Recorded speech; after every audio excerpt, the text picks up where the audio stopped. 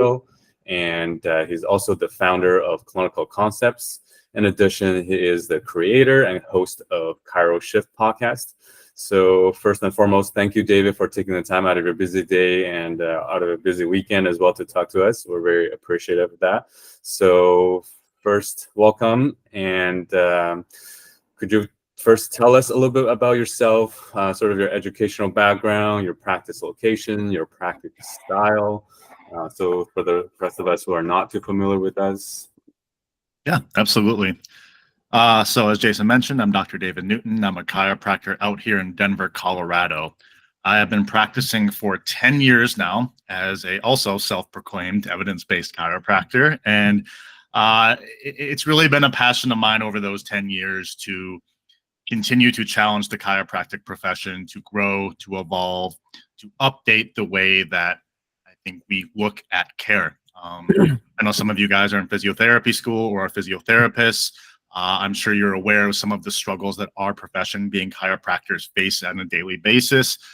There's a lot of old, outdated narratives that exist. I know this also exists in the PT world a lot of the times, and I think a lot of us, and probably everyone that's here, shares some passion for really practicing in a more modern way, right? Really taking into account the information that's available to us now and doing our best to implement that into care. So I've spent the majority of my 10 years working on improving myself and the ability that to be able to care for the patients that I work with.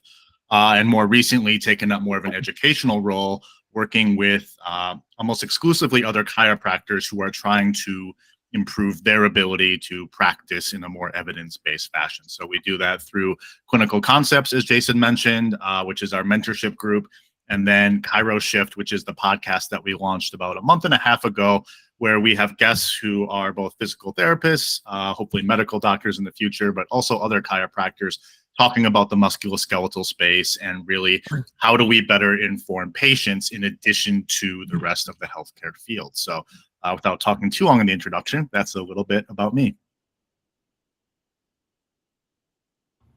Thank you, David. So yeah, one of the your accounts is, I guess, Clinical Concept. Could you tell us a little bit more about that? How exactly did you start that account, and what's your goal for the next foreseeable future, and what's the direction we're going with that? Sure. So I founded Clinical Concepts simply because I was meeting with so many other healthcare practitioners who wanted to learn more and didn't really have a space to do so. I think that's one of the most motivating things for me, is that as I connect with people like all of you here who I can tell have a passion for consistently growing, I was meeting too many people that didn't have a place to go. And I think that was the idea behind Clinical Concepts, is let's create a platform, let's create a program that would allow for people to have a space to continue to learn some of the ideas that they're not being presented with through school. I think as much as there's a lot of great information that exists, especially within the social media space these days, it can be difficult to bring all of that information together into something that makes sense when you begin to apply that with your patients. And I know I've been overwhelmed in my career before by how much stuff is out there. I wanted to synthesize a way to bring these things together in a way that makes sense to teach. And that's kind of what we've been doing over the last year and a half, is really continuing to build a program that speaks to, again, I'd like to expand this to the PT world at some point, but for right now, primarily the chiropractic space, to create something that allows especially students and young practitioners to continue to learn and grow and implement the evidence in a way that makes sense. I know there's a second part to that question. What was that again? I think, what's your future with this? What's your vision, I guess, long-term for Clinical Concept? Long-term vision is that it really becomes just an overall educational platform. I think not just for chiropractors, but for people primarily who are working in the musculoskeletal space, to have access to education and learning opportunities to further your career. I don't know exactly how much it is going on in the PT world in your continuing education space, but I know within the chiropractic space, uh, there is a huge lack of information that I think is really up to date when you go to take like a continuing education course, or you go to a state convention or to a symposium. I think there are some things out there that are pretty good. I think there's a lot of stuff that's out there that is not great, and those lack of options are tend to be a struggle, I think, for a lot of students and practitioners. So to me, big vision is expanding beyond what we're doing currently and offering opportunities for hopefully everyone that's in our space to learn and get credit for these things, because I know as professionals there are requirements that we have to maintain, of course, to keep our credentials, right? And it can be incredibly frustrating when those options are limited and you almost feel like you're throwing your money away simply to check off a box to continue to be able to practice. So I think that's part of the big picture, but realistically, just creating an educational platform that offers multiple avenues for people to continue to learn. And from my understanding, you do have a partner, Taylor, as part of the clinical concept page as well. Um, yeah, which is great. And now I guess moving on to sort of your podcast, could you tell us a little bit more about that, and also how did you invite, how were you able to invite such like famous people in our field, like Craig Liebenson, all the other guests that you had on your show? Yeah, I think the podcast came up simply because we wanted to have a platform for more long form content. I think for all of us, we get on something like Instagram. If something doesn't catch our eye or our ear within like 2-3 seconds, it's just very easy to move on from it, right? It's very hard to have these long conversations uh, in certain social media spaces. So to me, the podcast became an option to have some of these lengthier conversations that I really think deserve the time in a format that people were more likely to consume. So that's really where the idea of the podcast came up.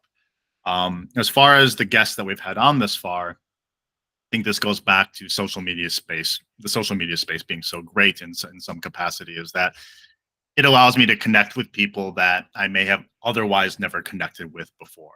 We'll start with Craig, Dr. Craig Liebenson. He's a chiropractor I've been following since my time in school. And he's kind of an individual that I feel like has always been on the forefront of implementing evidence into practice, challenging current narratives, continuing to grow, which I think for an older practitioner, I don't know exactly how old he is. I would guess late 50s, early 60s, somewhere in that range. I think that that's rare a lot of the times that we meet people that have been in the profession for 20, 30 plus years who are still very much open to these ideas of, I want to get better, I want to grow, I want to change. So I've looked up to him for that reason, because I feel like he has done that throughout the entire length of his career. So my first contact with him was back in school, and I would consider him a mentor of mine in that I've actually never met him in person, but we've had a lot of conversations over the phone, through social media. He's someone that's always offered guidance to me, and I think that's really been a model for me to continue to offer guidance to other people, because I don't think I would be where I am today without him. As far as the other guests we've had on, honestly, they're either connections that I have or people that we just reached out to. I think when people hear about what we're trying to do through our platforms, I think you will have noticed if you've listened to any of the episodes that they are also people that are passionate about these things. They want an opportunity to be out there and to educate people as well. And I think this is a good lesson for everybody in that don't be afraid to reach out to people. Even if you've maybe never spoken with them before, there are a lot of people in both of our spaces that I think are more than willing to lend a helping hand or to have a conversation or to support you all in any way. That's not to say that everyone will respond, but I don't think that it hurts. And I wouldn't be where I am today without having sent some of those messages cold to people that I didn't know. So something I encourage everybody to do is if there's people that are inspiring for you or have been able to help shape the way that you think about what it is that you're doing, reach out to them at some point, have a conversation. A lot of people in our space are willing to sit down and have a talk.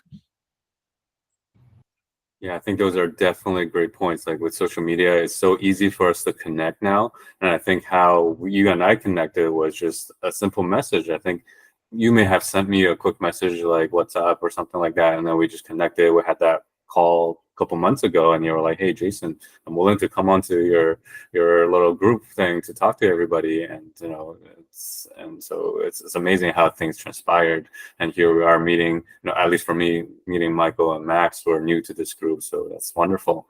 Oh, by the way, guys, if you do have any questions or any specific topics you want to discuss, feel free to jump in at any point. I just previously had a list of questions I wanted to ask. However, they're not super like urgent. We don't have to get through them at all. So if you guys again want to quickly jump in with any topics, feel free to. So I guess David, you previously meant we always talk about evidence-based care, and now I think I may have heard you previously talk about patient or person-centered care. Now, how would you define, in your perspective, how would you define the two? How are they similar and how are they different? Or if there are any differences? That's a really good question. And I think a lot of times these terms are thrown around interchangeably. And I think there are some distinct differences between the two.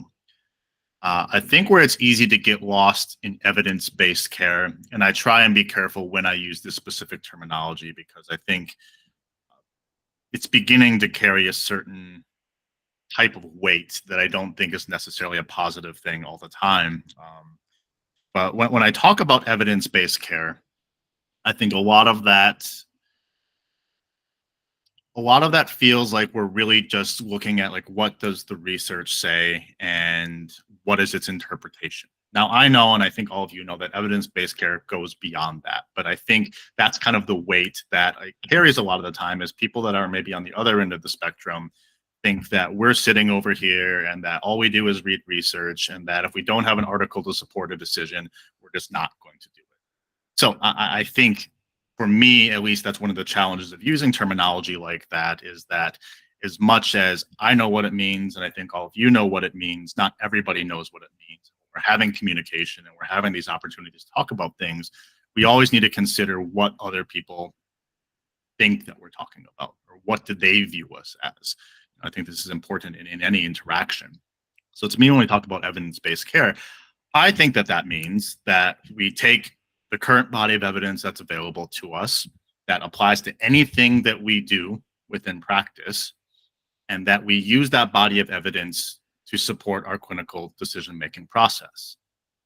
What I want you to pick up on with that is very much that I said support that process, and that the other aspects that we know that are important are, our experiences working with patients' experiences working with healthcare practitioners, and then just the things that I think that we visualize on a day-to-day basis. There's something to be said about the musculoskeletal space and occasionally seeing these miraculous things happen that we can't really explain. I think this just speaks to the idea that we can't possibly know everything. We don't know everything, and that there will be things that we will continue to learn.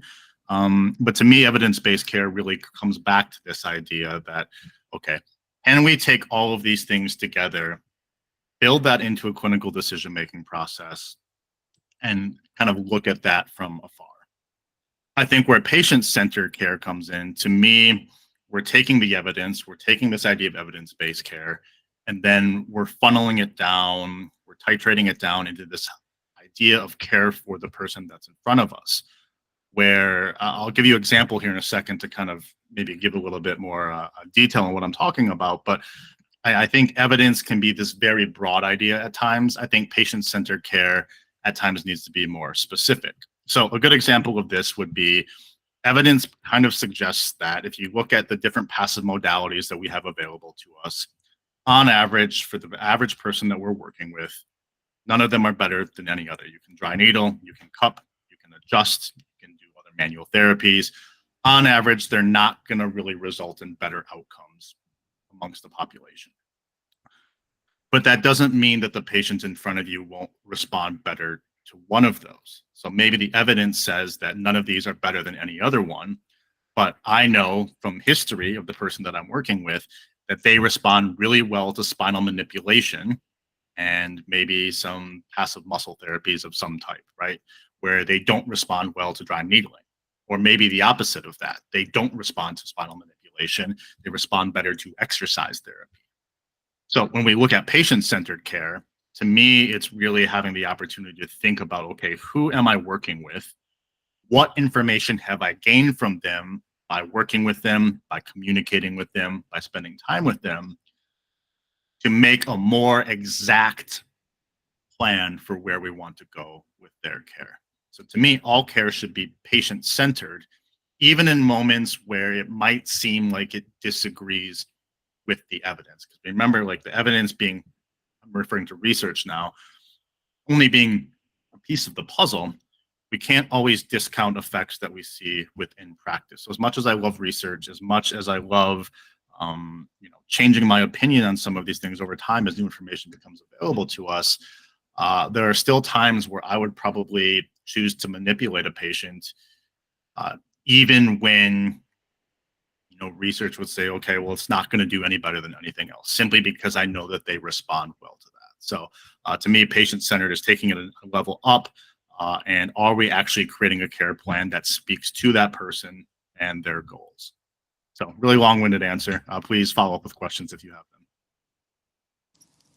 So how do you explain the fact that those literature sometimes they don't support using any of the modalities, or they don't support the efficiency of using any of them being better than any of the others? So how would you explain their inability to point out anyone being more effective?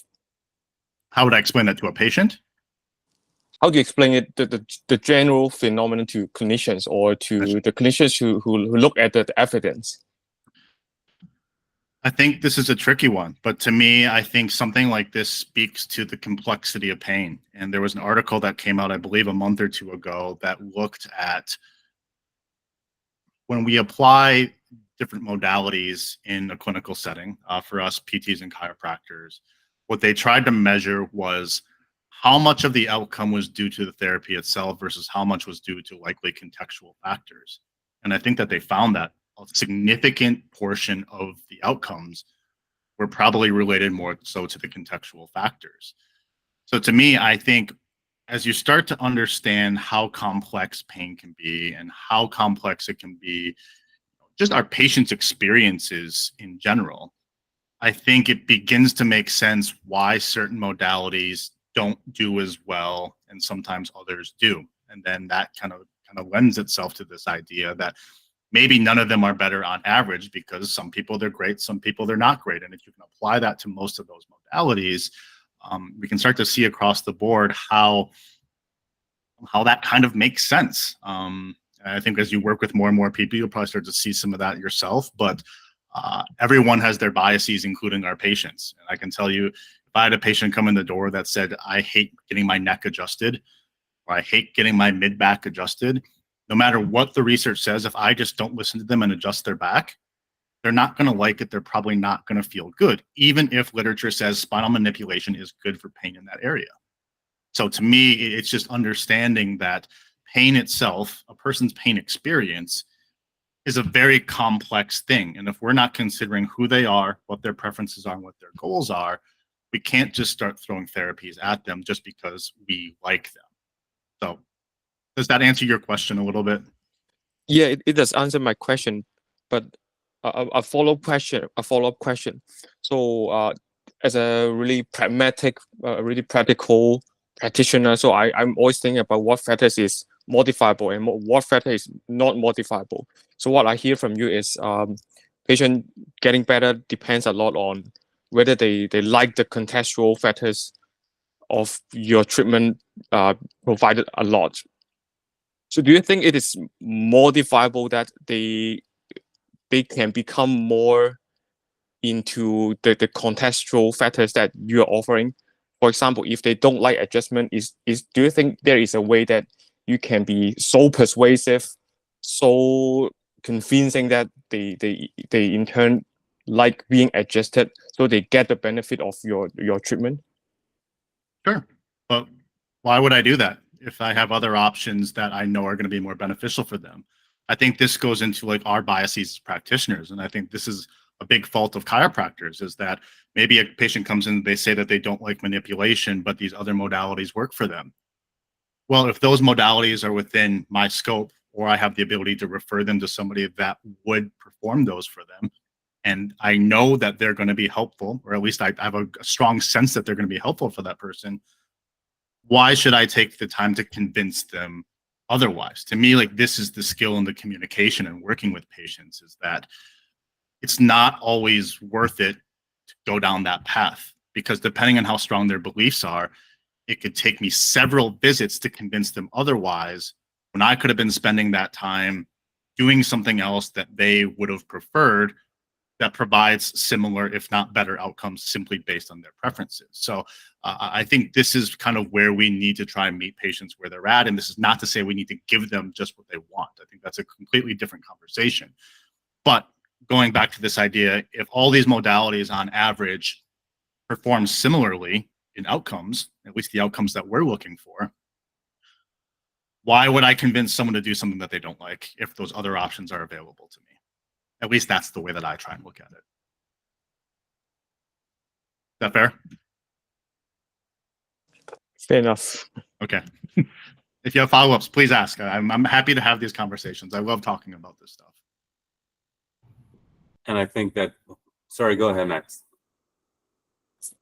I might be a little bit off the tangent, but I know the evidence-based practice really kind of like picked up in the last few decades. And I think it's because in the beginning, when chiropractic field started, it was really lacking in the substantial amount of like evidence in the beginning. But as you said, in real world, it's really comes down to your experiences making clinical decision that might be differ from one person to one another.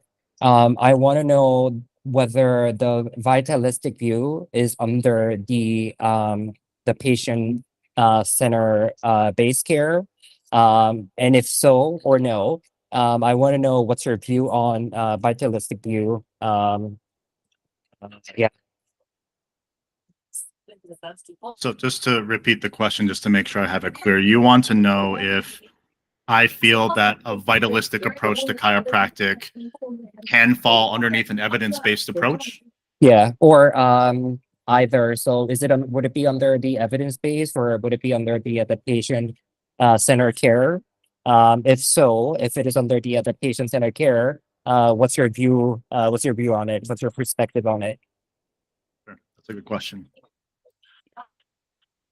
I struggle with utilizing a vitalistic approach for much of anything within our space, not because I disagree that spinal manipulation can be a helpful tool, but more so that I don't feel that that narrative is a good thing for patients in the long run, because I think a vitalistic approach to chiropractic neglects a lot of the complexities that we just had a brief conversation about. If we simplify the situation down to subluxations are present, or your spinal joints are not moving the way that they should, and as a chiropractor, I'm going to be one of the only, or at least the best at fixing this problem, and that you need to do this on a regular basis to be healthy, I think it's really taking away from, one, the patient's ability to heal themselves, but two, it's creating this narrative that really forces a patient to have to see us on a regular basis in order to feel good. So if a patient feels that they have to see us on a regular basis to feel good, and that every single time they feel something in their back, that something is severely wrong, or if they don't correct it, it's going to be this really bad outcome, I think we have to start to look at the nocivic nature of something like that. And is that going to be harmful at any point in time for the patient? So to me, like, if you just look at the act of, okay, spinal manipulation, your back hurts, it makes you feel better. Okay.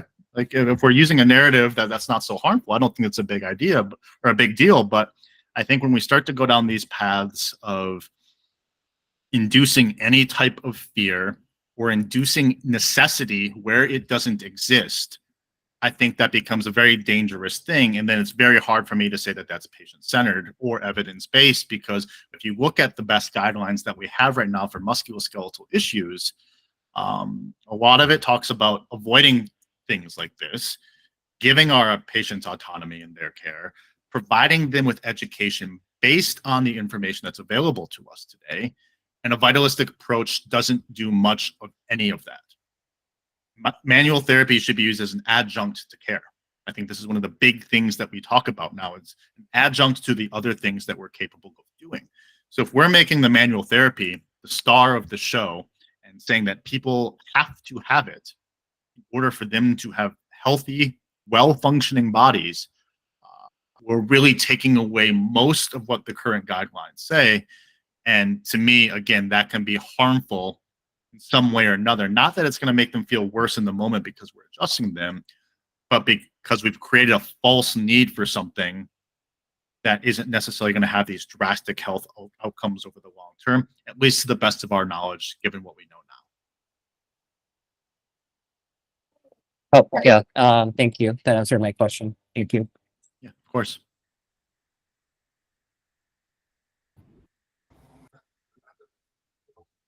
Okay, so I also have a question following with Dr. Newton, that you mentioned that pain is multifactorial, right? So, so like not only like we can have pain due to like a nociceptive signal, but like there's also like a psychosocial aspect of like contributing to the pain. So that's why like now like in like CMCC or other like a physio school, we are taught to manage patient with a biopsycho social approach, and which is very heavily focused and emphasized. But however, to be honest, I think that like when it comes to managing patients' psychosocial factor, or like maybe using something like cognitive behavioral therapy, I think like clinical psychologists, social workers, they can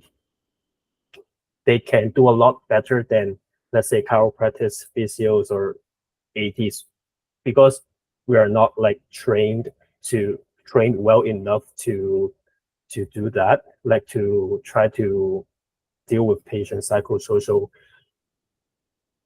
factors related to their injury or pain.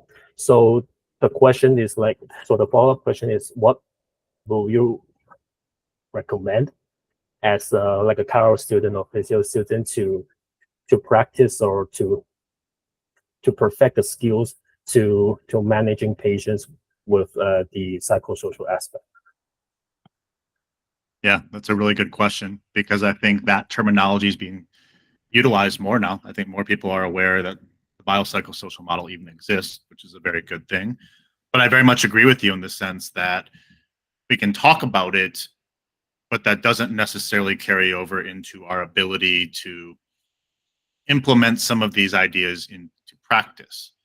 So to me, like the one thing I want to start with when it comes to this question is that even if we're performing a therapy that we think is only affecting somebody from a biological perspective, you're always affecting all three in some way. You can't pull these things apart and treat them individually. You know, where we're communicating with patients, you know, the office setup and the way that it's, you know, that they come into the office, or they greeted, do they feel welcome? Like there's environmental things going on the second that they walk into wherever they're being treated. Psychologically, like what type of language are we using with them, and are we giving them opportunities to speak so that they feel good about the interaction that's happening? Okay, maybe we do those things, but the only therapy I apply is manual adjusting. Still affected all three of those, whether we try to or not. When it comes to getting better in these areas, I think the first thing is to recognize that idea that everything that we're doing within a patient interaction, they're probably picking up either consciously or subconsciously to some capacity.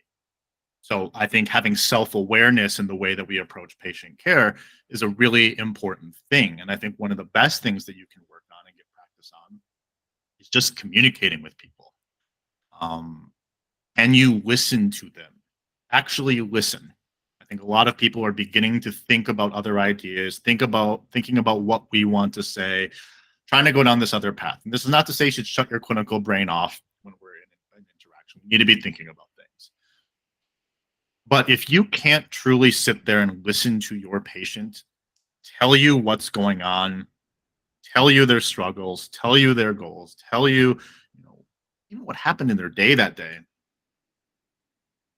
it's really hard to begin to approach care from that model. So to me, the environmental things and the contextual factors oftentimes kind of get narrowed down to, first and foremost, can you communicate effectively with that person so that you can then make decisions after that? I think that's kind of where some of these ideas come into play. Like, sure, we can talk about the other effects in care that we can provide and the recommendations we can make. Okay, are you getting enough sleep? What's stress like outside of the office that you're in? See, these are all questions, though. It's like, can you ask the questions that are going to garner you the information to allow you to make recommendations, whether it's passive therapies, whether it's active therapies, whether it's behavior change, whether it's lifestyle modification. All of these things, to me, really are things that we can do.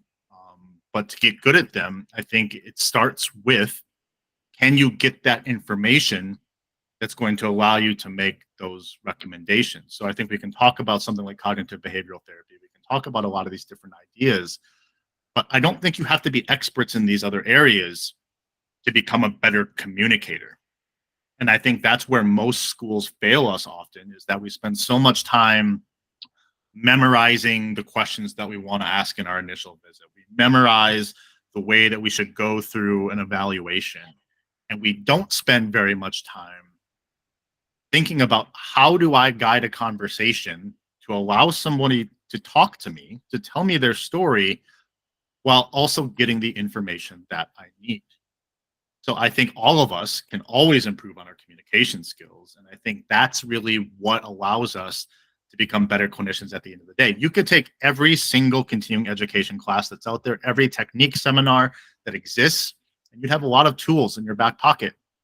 But if you don't know when and how to apply those tools, it just doesn't matter. You're shooting blindly at that point, and something will hit once in a while, but you're not really approaching care in a way that makes sense for that person. So I kind of wrapped around that question a little bit, but I think to kind of bring it back to the main point, what I would suggest to you as a student is get practice communicating, learn more about motivational interviewing, implement some of these ideas into the way that you're interacting with patients or other classmates or whatever it is.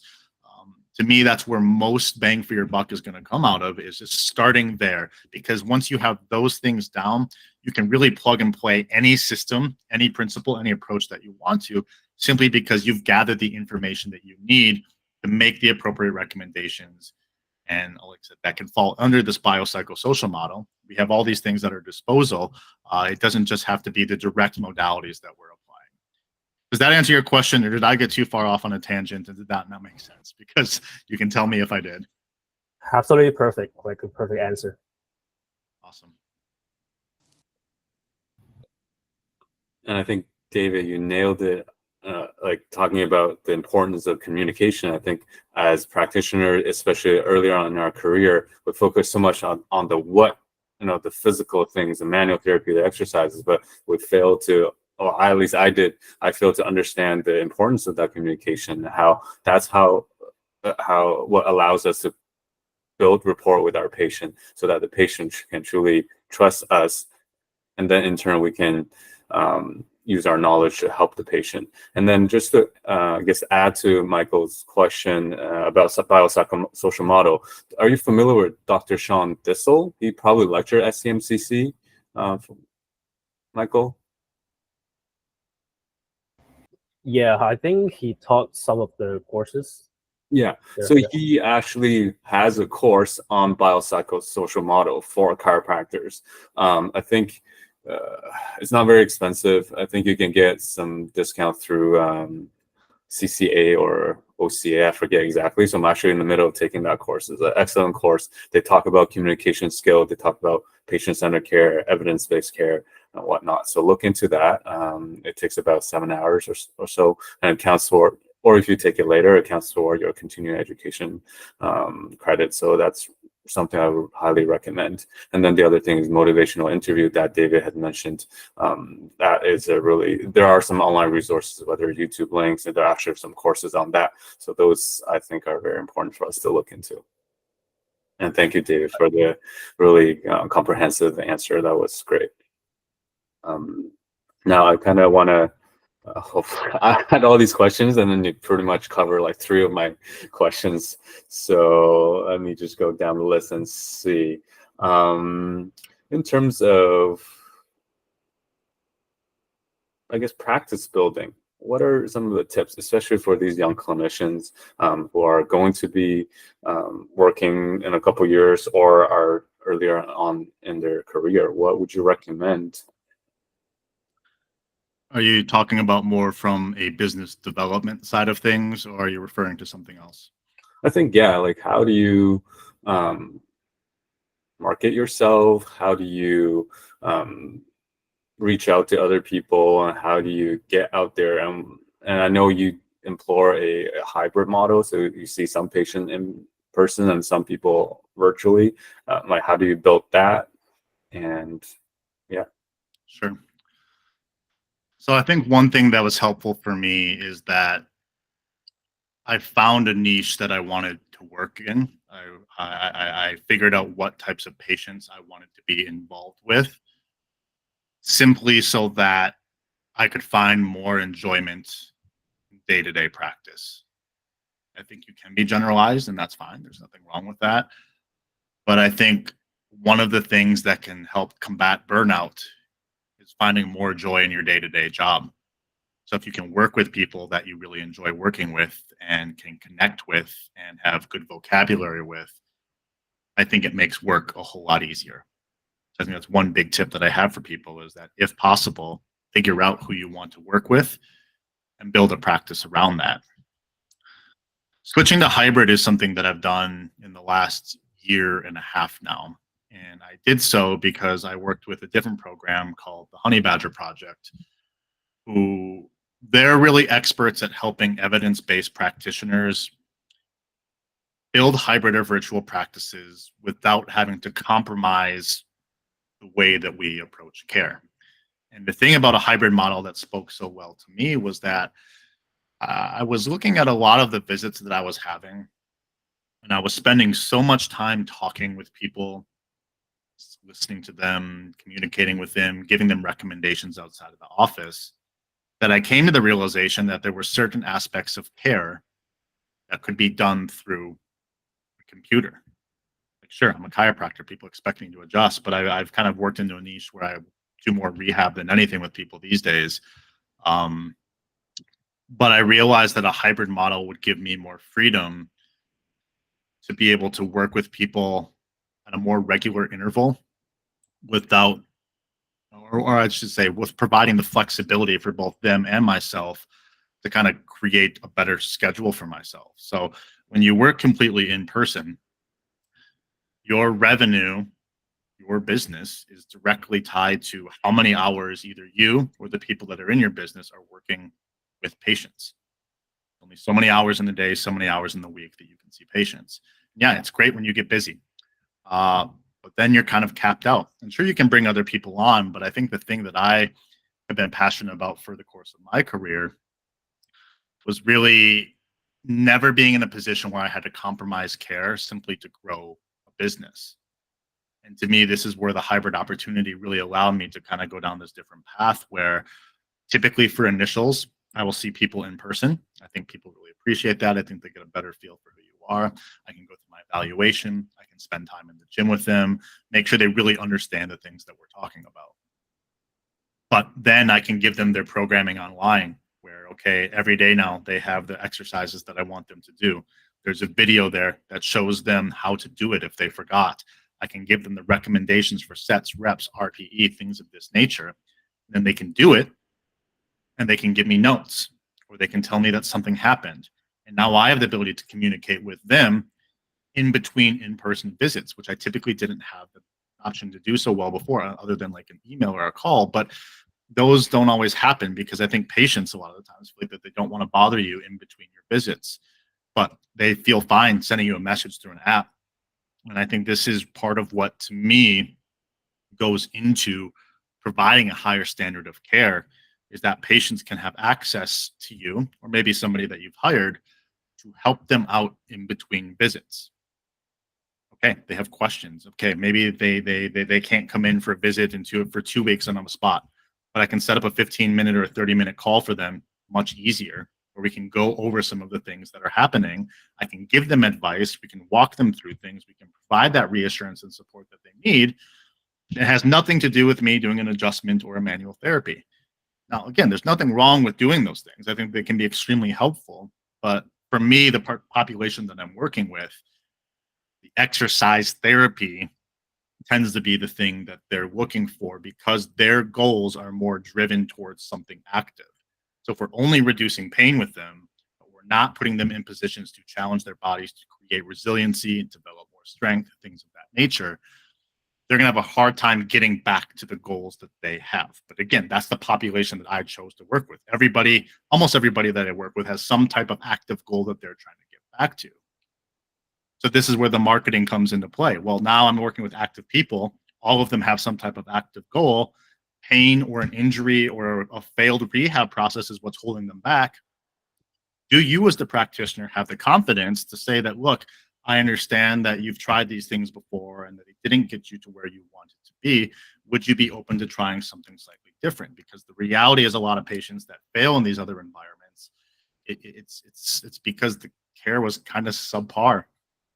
Physical therapy didn't fail. That physical therapist or that chiropractor failed. They didn't give them what they needed to get towards their goals. So of course, we're always ruling things out to make sure the big bad scaries aren't there.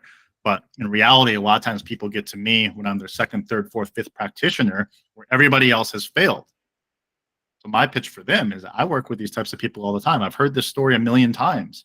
And when we start to break down what has happened, I can give them an explanation of, okay, I think everyone did, maybe did an okay job. I don't think they did anything wrong, but maybe here's some of the holes in the plans of care that you've had up to this point. These are the things that we want to address.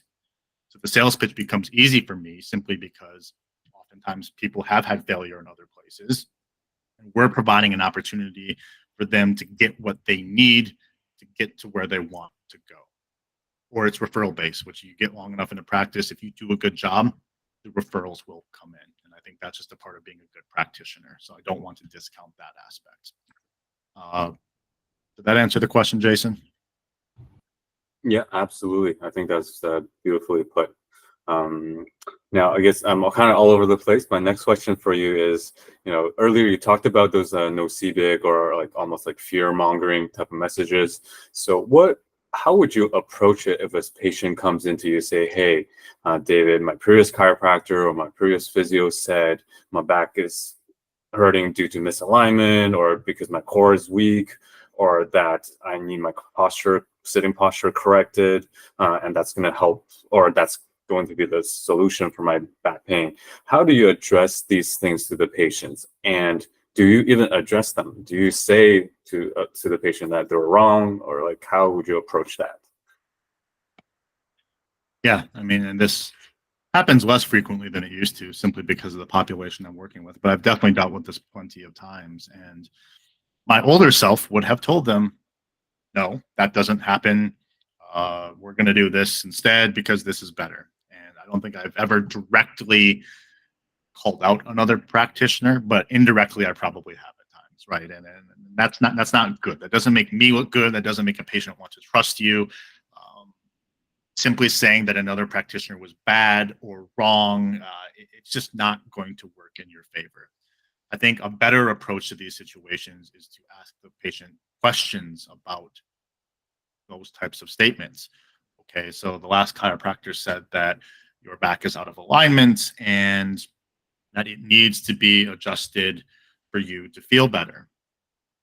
Yeah, and I get adjusted and it feels better. Well, I like to kind of come up with follow-up questions then, like, well then how long or how often would you have to see that chiropractor for adjustments.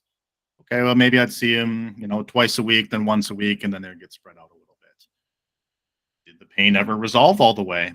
Well, temporarily, but it would start to come back. Would you like to look at other options that might be able to give you longer term benefits or to give you some power in the care? Maybe yes, maybe no. Maybe they like somebody else taking care of them. And for me to try and change that thought process on day one, probably not going to happen. And this goes back to me to the communication aspect of I am very much exercise and movement biased. But if somebody like that comes into my office and I just say, look, we're going to go to the gym and deadlift, they're probably not going to come back. And it's not because maybe the deadlifting or the exercise therapy isn't the best for them. It very may well be. But I'm completely disregarding their previous experiences and their thoughts. So when these types of things happen, what I just said was kind of an example, but what I'll try and do is just ask as many questions as I can to further understand, okay, do they believe that? Because sometimes they say these things, but they're like, yeah, I don't really know about that, which kind of leaves the door open for you to go into these other conversations. Or maybe they're so entrenched in those ideas that day one, you're probably not going to get them out of there. But then you kind of have to kind of ease into some of these conversations and ask questions that are sometimes leading, but then sometimes it's just showing them. And this is something that Craig Liebenson talked about lately. And I believe this was from work from Peter O'Sullivan, and that you don't always have to change somebody's beliefs to change their actions or to change the outcomes. Maybe somebody thinks that they need their back adjusted to feel better. Maybe I give them some of that.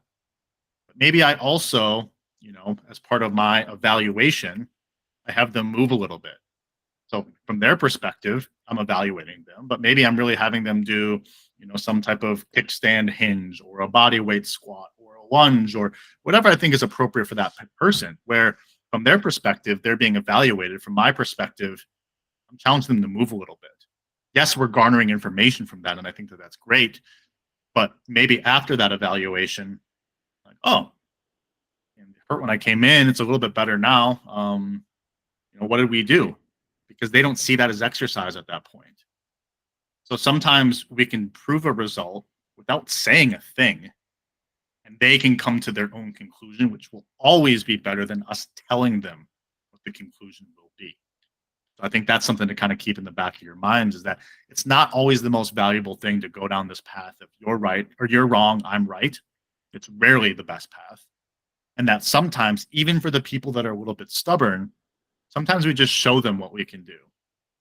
And through that, they get the results that they want to. They change their own beliefs without us having to convince them otherwise. I think that was beautifully put, right? Your actions are more indicative of who you are than your words, especially when it comes to disagreement and clinical decisions or narratives as well. So I guess today I will finish with my last question, and afterwards everybody can again, bring up any questions or topics that you may have. So again, this is more lighthearted, but because we met through social media, are there any social media accounts that you would highly recommend to the rest of us to follow when it comes to like clinical education, when it comes to clinical care, evidence-based care, and things that you enjoy following or people that you enjoy following? Yeah, there's a lot out there. Probably too many to list here, but I'll go through a few of my favorites. Craig Liebenson always has great stuff. I think he does a great job of talking through his process. He often has clips from the seminars that he puts on, clips of him in the clinic going through the process with patients. So I think he gives you a really in-depth look into what it is that he's doing, which I think is really valuable. Another account that I think is a must follow for clinicians in our space is Dr. Greg Lehman. And I think what he does better than anybody else is challenge his own biases and challenge the evidence-based crowd to think outside of where most of our minds are at now. Because we can't avoid bias. It's going to happen one way or another. But I think we get into a slippery slope when we're not checking ourselves at times. And I think almost every week he posts something that makes me think about what I'm doing. And is it really the best course of action, even though I've had good results? And I think that's a skill as clinicians that we should all develop over a period of time is okay, it's great that we're getting good results with what we're doing, but that doesn't mean that it's the best way. And I think over time that should change. And this is an issue in our profession for sure, and probably in the PT world as well, that you talk with some of these older clinicians that are 25, 30 plus years into the profession, and they say, like, well, why would I change? Everything works. Well, one, you're lying. That's not true. But two, there's always more information available to us. So if we're not constantly updating our thought processes when it comes to things like this, being patient care, I think we're doing our patients a huge disservice, despite the fact that we might be getting good outcomes. I think as healthcare providers, we should be striving to continuously be improving ourselves so that we can provide that next level of care.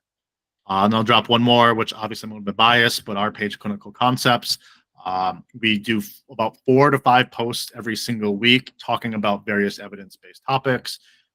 We try and provide a lot of free value there for anyone who wants to follow us, talking about biopsychosocial model, evidence-based care, patient-centered care, exercise rehab, communication, really everything that kind of goes into the conversation that we had today. So we try and get at least 4 posts up a week there.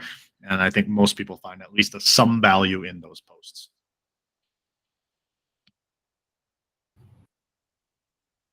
Thank you, David. And so far, in terms of our session, at least to me personally, I found it very valuable to, again, reassure that, to be reassured that first, as good clinicians, we need to self-reflect, self-reevaluate, and create individualized, personalized care, and also focus on communication and building that rapport with patient. These are really highlights of, I think, what you talked about. Personally, I feel very important.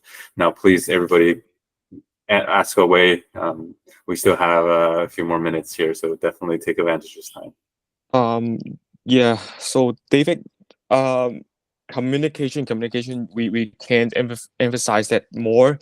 Have you ever had an experience that you, after your evaluation on the person, you read the patient, and you come up with the final decision that you have to be authoritative to the patient in order to implement your treatment plan? Yeah, that's a good question. I think there's always a balance there of trying to figure out what's the best way to proceed with the words that you're using, and I think the way that we approach the patient. I think there are definitely people where we need to back away from that. But I also, being in the realm that I work with people that want to get back to active lifestyles or sports or whatever it is, and have the opportunity to work with some athletes at higher levels,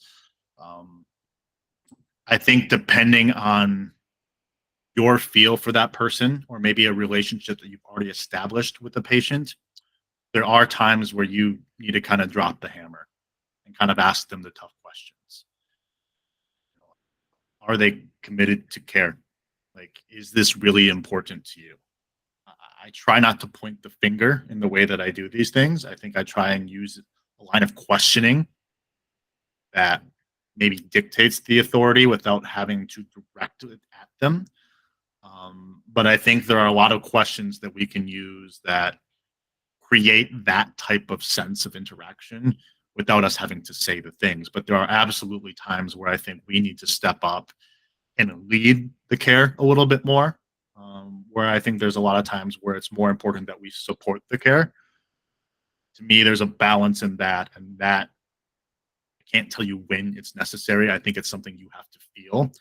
And there are times where maybe that authority is met by resistance, and they decide they don't want to continue care with you because maybe you challenged them too much. But to me, those are the people that aren't either ready to get better, or you're just not the right fit for them, which is okay too. I think as practitioners, we want to be able to help everybody, or at least as many people as we can. But one lesson that I've learned in 10 plus years of practice is that there will be people that you're not the right fit for, even if the modalities that you provide, even if the approach that you provide seems to match well on paper. Sometimes the personalities just don't click very well.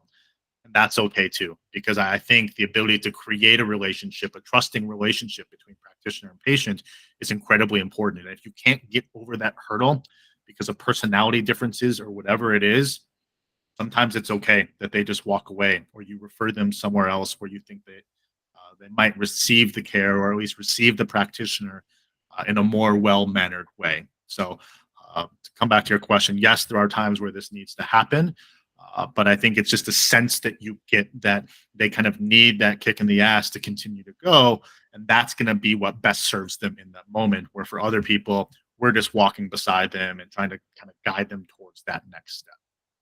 Does that answer your question? For sure. Awesome. Thank you. That was a good one.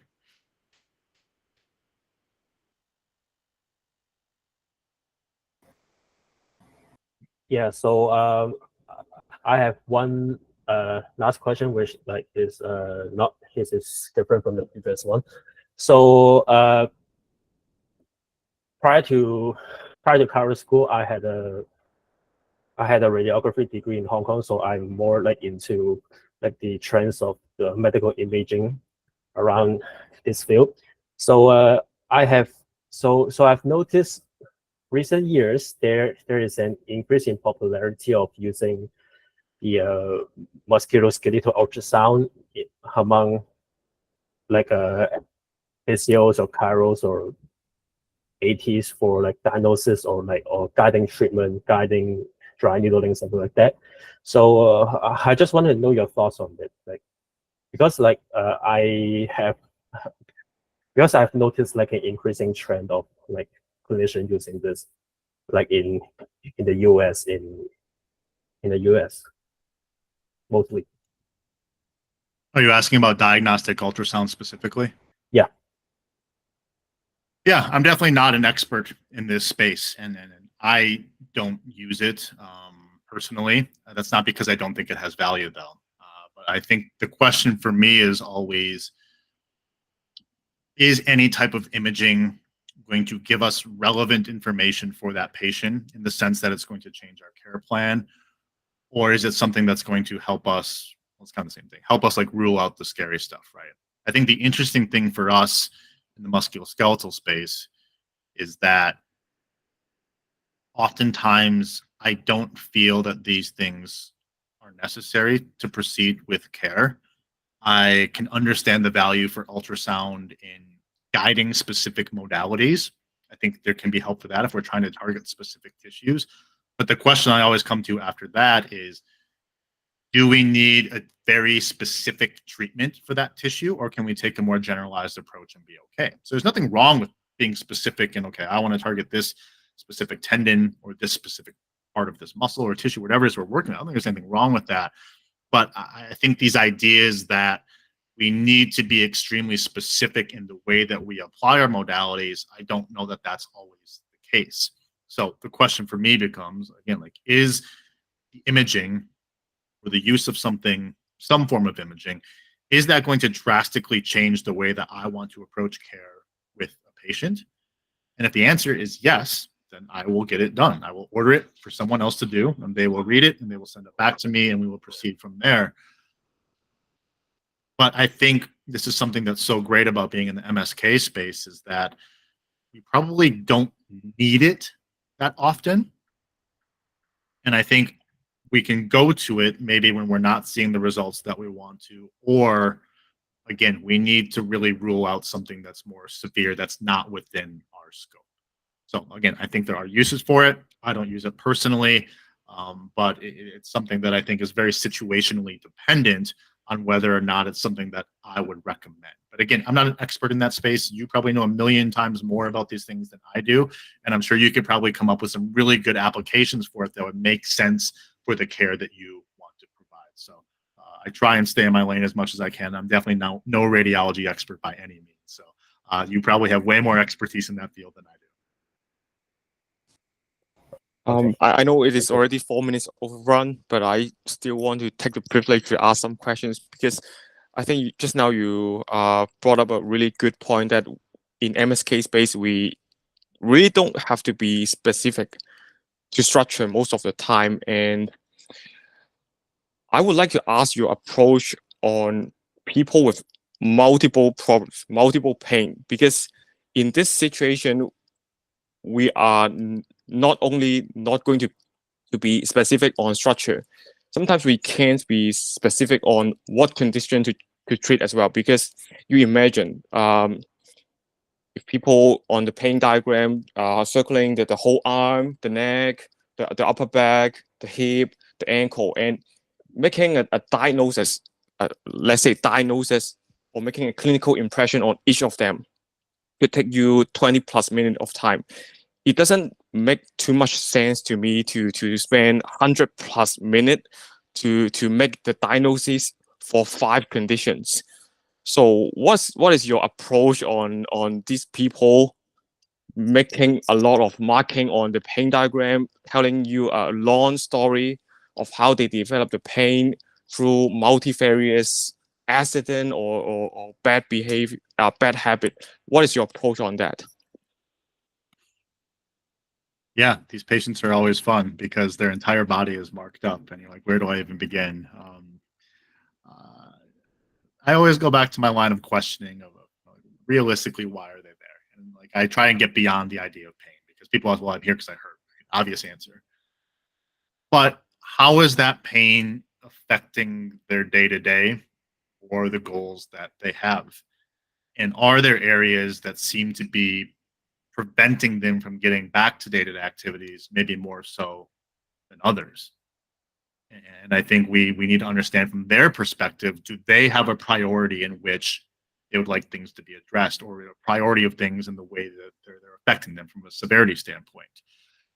Because when you have 5, 6, 7, potentially more things to work on, like you said, if we try and sit there and work through every single problem in one visit, you're going to be there for hours, and none of us have the time to do that. Like, I don't know if anybody is going to spend a whole day with one patient. I don't think that's a realistic thing, right? So we need to understand from a priority standpoint and from an ADL or a goal standpoint, what areas are likely to give them the best response in relationship to those things. And then I think for us, it's being the clinicians, do we think that potentially targeting one area might have significant carryover to something else? And I think that's for us to decide at some degree, right? So for me, I'm always trying to figure out, okay, maybe they hurt somewhere simply because they have an inability to move through their back well right now, and that it's causing them to have to use excessive force, or at least more force than they're used to in other parts of their body. I know that's more of a biomechanical approach, but I don't think it's wrong to kind of consider the biomechanical nature of things at times. So from our perspective, if there's something that we can address that's going to potentially have good carryover, and it's an area that they want to have addressed, I think that's really important, because in these initial visits, again, it's so important for us to begin to gain the patient's trust.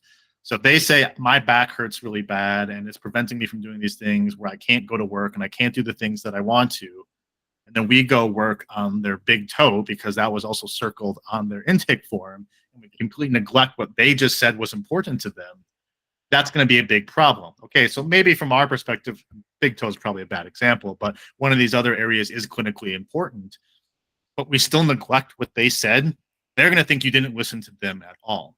So I think it's very much a combination of what are they telling us? Did we ask good questions to figure these things out?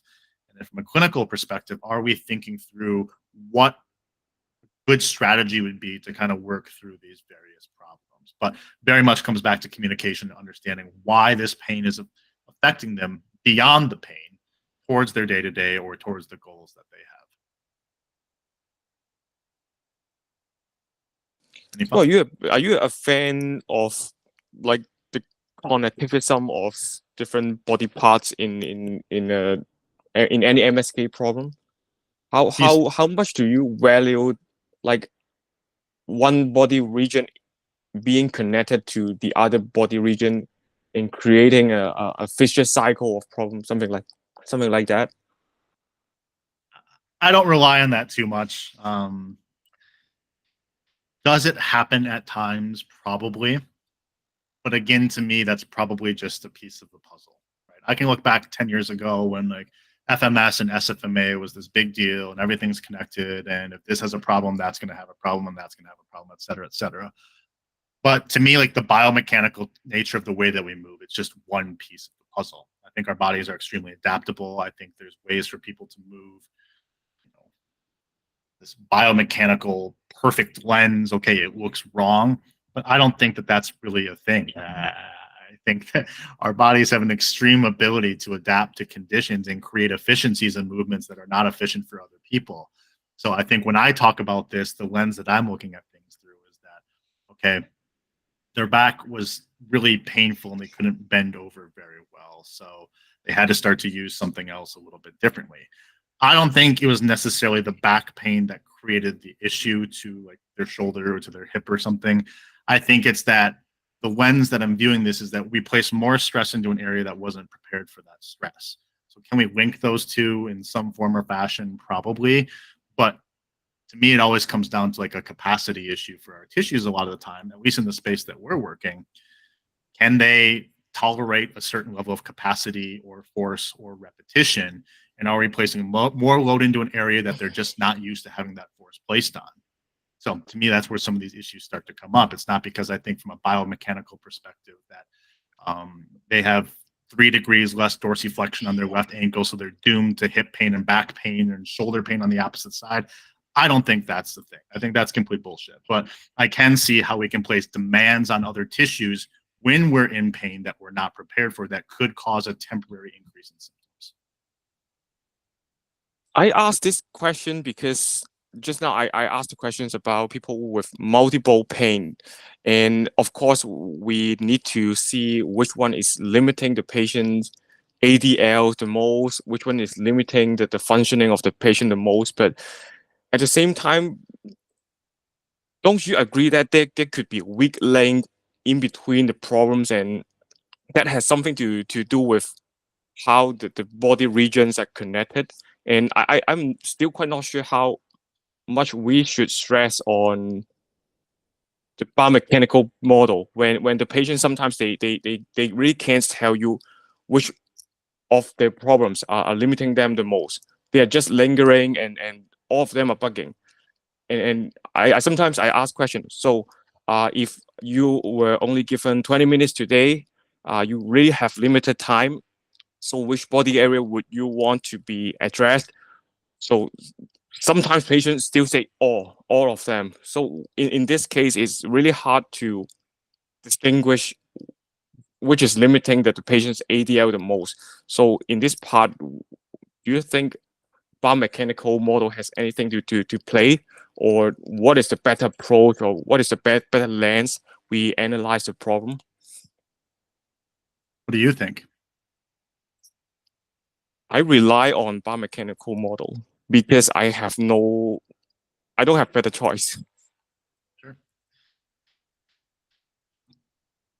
Again, I think the biomechanical model has weight. I mean, I think it would be ridiculous to completely disregard the ideas that various body parts affect other various body parts. I mean, I think like we can all agree that to some capacity that this statement is true, right?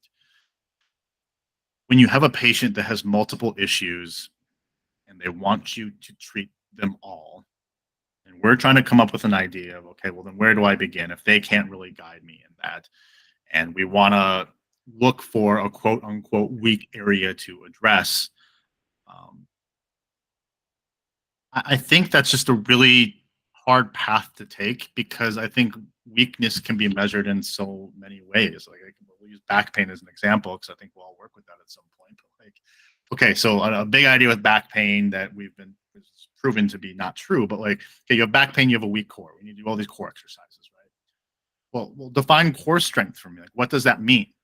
You can't do a plank for 20 seconds. You can't create rotational power. You can't get into a good side bend position and hold. Like what did these things mean, right?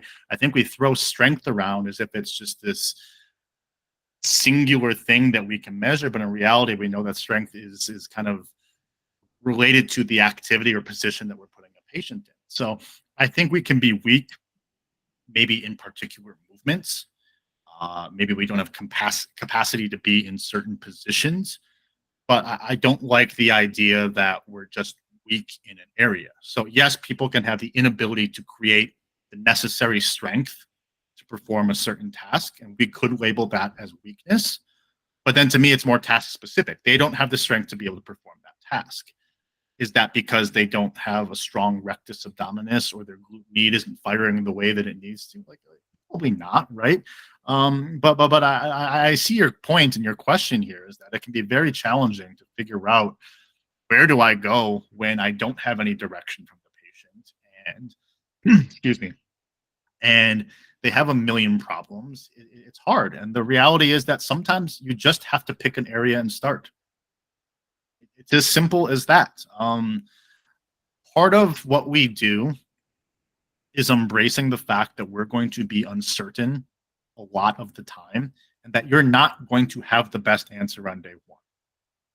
So all you can do is make your best clinical guess and see what happens. And then the patient comes back, they say, "Doc, the things got better. Great, we'll continue down that path. Things didn't change at all. Okay, it's time to pivot and do something else. Things got worse. Okay, that's a data point. This is only more information for us to continue forward." But I think all of us want to have this perfect plan in place on day one and know that what we're doing is the best path to go on. You're going to be wrong a lot. Be okay with that. Just understand that when we're wrong, it wasn't a bad thing. It's only that you have more information to proceed moving forward now. So I empathize in these situations because they are challenging, and it feels like we should be the one that has the answers all the time. Sometimes the answer isn't black and white. Sometimes the answer is the journey that we're going on, and that with that information, okay, the patient didn't get better, maybe they got worse. With that information, you're going to alter your clinical decision-making process and do something else, versus someone that's just like, yeah, whatever, we're just going to keep going down this path. Like, to me, that's the difference between a high-value clinician, is that they understand that they will be wrong at times, but they know when to change the plan based on all of the information that they have available to them. So that's the reality. Sometimes you have to guess and see This what is happens. really motivational. Good. I'm glad to hear it. I want you all to embrace that idea that uncertainty is a thing that we will have to face every single day of practice. And the more comfortable you get with that idea, the better off you will be, and the more confident you will be that when you are wrong, you can then make your next decision better. And that's what this is about, especially because we work in a space where we're not dealing with life-threatening conditions. Our conditions lead to disability. They can lead to other issues, other health issues. They can lead to depression, all of these other things. But when you develop good relationships with patients and they trust you and you are honest with them, sometimes they're not even mad that things got worse, because I said to them up front, look, we're going to try this. There's a very good chance that it's going to help you. It also might potentially make things worse. But I tell them, if things get worse, now we have more information to make that next decision. So now they're okay with it because they know what the big picture plan is. And they know that we're not going to be surprised by the situation because it happens with the conditions that we work with. And that sometimes it's just a part of the plan. They're not going to get better every single day with the things that we're working with. We need to prepare our patients for this idea that even if they take 3 steps forward and they have a week and a half of really good recovery, they might take a half step back or a full step back at some point, because their progress is almost never going to be linear. And if we talk about these things up front, they're not surprised by it. They just understand that it's a part of the process. So now they're not saying like, oh, you're terrible at your job because I got worse. You've explained the process to them, and they understand that it's not that simple. So really long-winded answer. I hope that answered your question. It does answer my question. And one very last question from me. So what you mentioned to me is it is basically a longitudinal process, a time. I mean, not a time consuming, but is a time is using some time to let us know, okay, something went wrong and we have to change our plan. And if the plan goes all right, it means the plan is fine. If it doesn't go all right, we may need to further change the plan. So there's a great deal of uncertainty in the management of the whole thing. I also review the literature. I read the literature. I try to know what to do when I see such kind of patient. I know the literature. Sometimes the participants are not the same as the people that I'm seeing. But what I mean, what I would like to ask is, do you think there is any body of evidence which guides clinician to make changes on their plan when they are managing some patients but without good result, but the presentation of the patient is still similar to the one you are seeing in the literature, but sometimes it just doesn't work. Any recommendations, any guidance from literatures which guides the clinical decision making process of a clinician in the ongoing management process of the client? Let me repeat the question quick just to make sure I got it right. So you're asking if we have research or evidence that suggests that we should approach a certain type of patient with a certain type of condition a certain way, and we don't get the results that we would expect from that situation, how should we proceed? Is that kind of the question? Yeah, if you rephrase it really well. Yeah, thanks. Okay. Yeah, I think this is where we need to understand the value of literature and the research and appreciate complexity of pain at the same time, because as much as the research is there to guide our decision-making process, there will be times that you have a really good paper that says this is how you should do care for this particular patient with this particular condition, and it still doesn't work. It just happens, okay? And this is why I ask you guys to embrace uncertainty, because these things do happen. But this is, I think, where you need to fall back on not just a single paper, but the overarching body of evidence that's available to us, as well as our ongoing understandings, pain science and patient interactions. And I think it's easy to look at a single paper, even if it's really well done, and even if it's a systematic review or a meta-analysis that has thousands of participants across multiple studies. The patient in front of you is still different than probably anybody that was in those studies. So things don't go the way that you had expected them to. Take a step back. I think we get so focused on paper sometimes, and research is good. It's great. Use it. Read it. Keep doing that. But if we get so hooked on the research that we don't know how to think outside of it, I think you've lost your ability as a clinician. We're doing just as much on one side as I think people do on the other side in our dogmatic approach. Okay, I have to do what every single paper says. Well, you're going to be really confused, because you're going to get papers that say do one thing, and they're going to read a paper that says do the exact opposite thing, right? So we can't always rely on this. But to me, this is where every single piece of literature you read, take with a grain of salt, park it in your mental library, and then start to synthesize ideas collectively amongst everything that you've read. Because if you take the idea that for this patient in this condition, this paper says I should do this, but then you can't reconcile that with either clinical practice guideline or just some idea that exists within pain science or some idea that exists in the modalities that you want to use, okay, maybe we need to start to branch off and take a different approach. But that's the idea, is you can find research that probably supports or refutes just about anything that you want to, even when the literature is really well done. So in these situations, do your best to fall back onto the entire library of knowledge that you have and try and think about things in a different way if possible, because there are times where you have to pivot from your initial plan, and that would be one of those ideas. It happens to me all the time. Okay, this person comes in with this type of pain. This is the approach that I want to take. I know it's supported by the literature. I know it's supported by my previous experiences with patients. Everything looks like it's lined up and it's going to work. Then it doesn't work.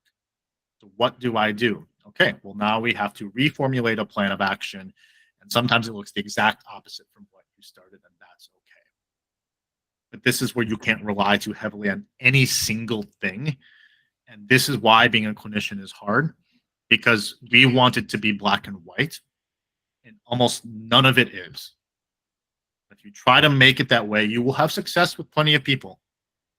It's going to happen.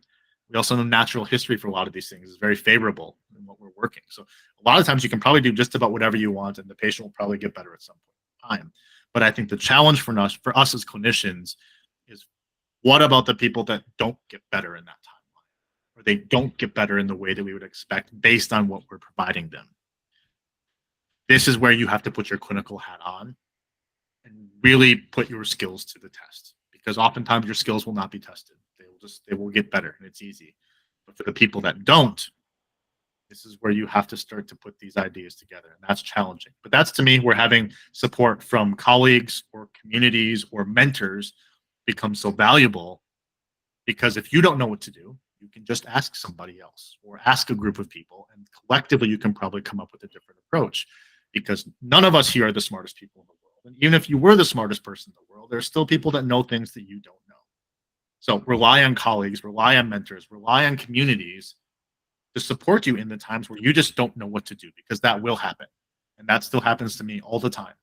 And that's why I try and surround myself with people that I know are way smarter than me in different areas, because they can give me guidance in those moments. Thanks. Yeah, of course.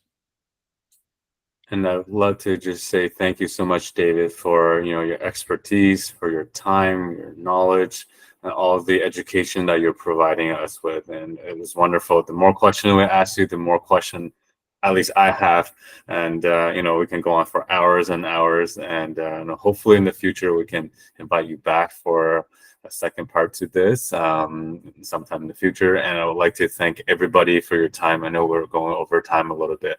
So I guess to conclude, or to finish off, I have one last question for you, David. Do you have any questions, or one question that you would love to leave for us to think about, whether it's rhetorical or any specific question that you want to just leave us to end this session today? That's a good one to finish on. I don't know if I can come up with one on the spot, and I can leave you with an idea maybe that will take the place of the question. And I think the idea is just that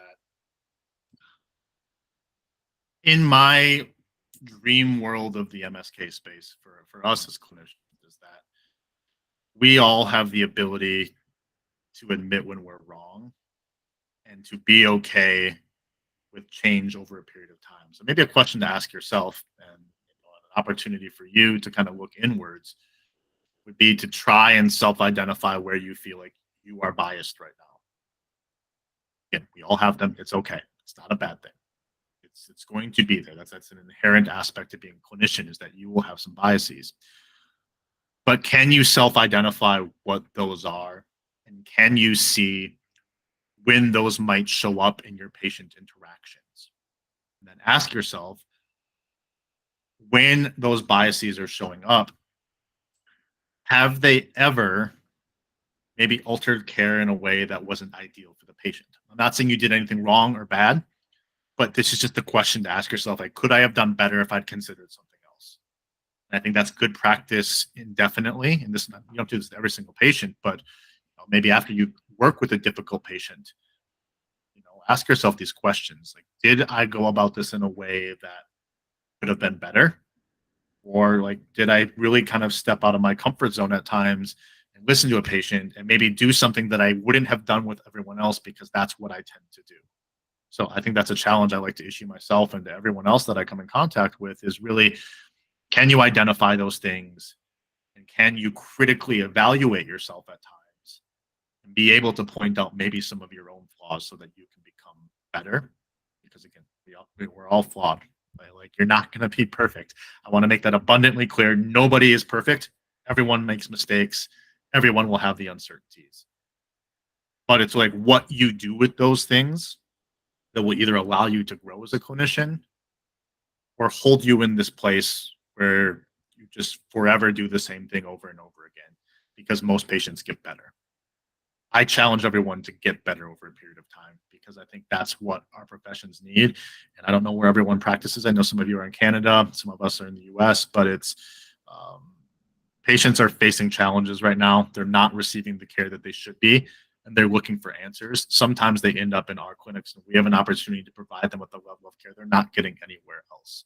So I take my job very seriously. I think all of you probably also take your jobs very seriously. And if we do that, that means bettering ourselves over a period of time.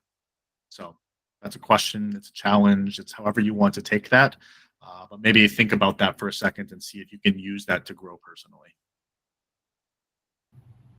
That's a wonderful question, thought, and I think there's so much that we have to learn from you, David.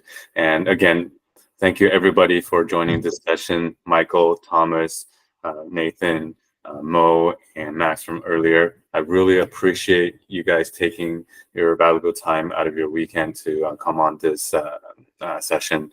Have a great night, everybody. And if there's any questions about anything, you guys can always shoot me a message as well, and I'm happy to answer those as well.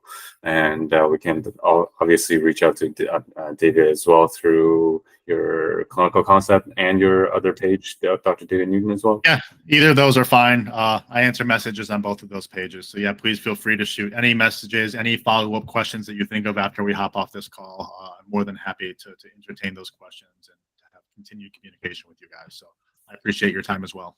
All righty. Take care, everybody. Have a good night. Thank Take you. care. Bye. Thank you. Bye.